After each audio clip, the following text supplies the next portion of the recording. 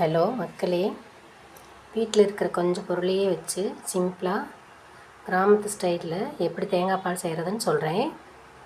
அரைக்கிறதுக்கு கொஞ்சம் சீரகம், மிளகு, பட்டை, கிராம்பு அரைக்கிறதுக்கு, இஞ்சி, பூண்டு, தேங்காய் ஒன்று, தாளிக்கிறதுக்கு வெங்காயம், தக்காளி, புதினா, கொத்தமல்லி, பச்சை மிளகாய், ஏலக்காய், சோம்பு, பட்டை.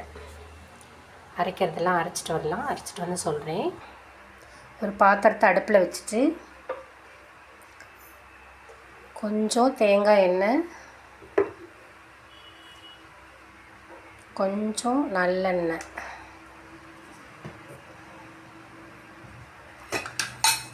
பட்டை, ஏலக்காய், சோம்பு,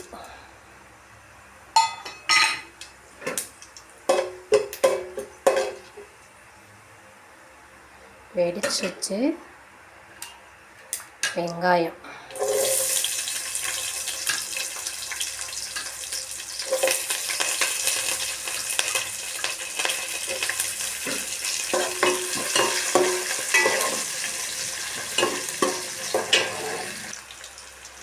கீரின பச்சை மிளகாய் 3 வதங்கிருச்சு.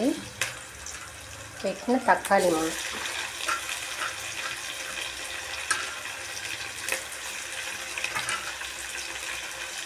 புதினா, கொத்தமல்லி, கருவேப்பிலை,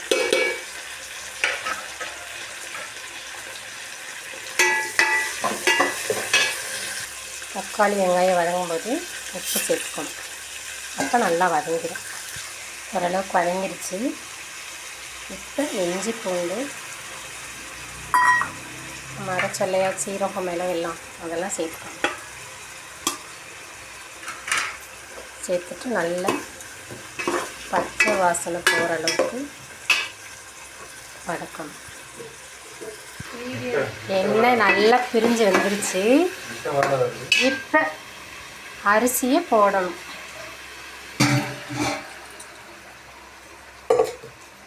நான் இந்த டம்ளரில் 2 டம்ளர் அரிசி எடுத்திருக்கேன். 5 டம்ளர் தண்ணி ஊற்றணும். தேங்காய் பாலை அளந்து ஊற்றிக்கலாம்.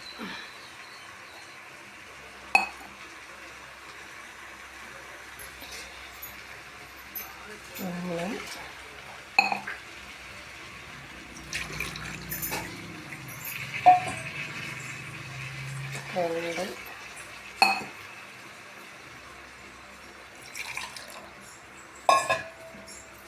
2.5 டம்ளர் தேங்காய் பால் ஊற்றியாச்சு. நான் ஏற்கனவே சுடுதண்ணி காய வச்சுருக்கேன். அதில் 2 டம்ளர்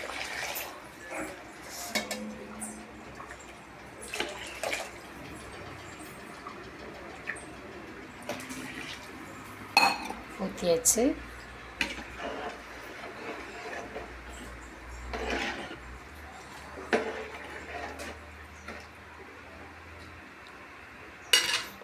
நிமிஷம் மூடி வச்சிடலாம். இங்கே பாருங்கள், நல்லா கொதிச்சு வந்துருச்சு பார்த்தீங்களா? நல்லா வெந்து வந்துருச்சு. இன்னொரு 2 நிமிஷம் இருந்துச்சுன்னா சரியாயிடும். சிம்மில் வச்சிடலாம். அழகான சாதம் ரெடி ஆயிடுச்சு பாருங்கள். உதிரி உதிரியாக தேங்காய் சாதம் உதிரியாக ரெடி ஆயிடுச்சு. பரிமாறிடலாம். சூப்பரான தேங்காய் பால் சாதம், கிராமத்து ஸ்டைலில். அதுக்கேற்ற முட்டை தொக்கு.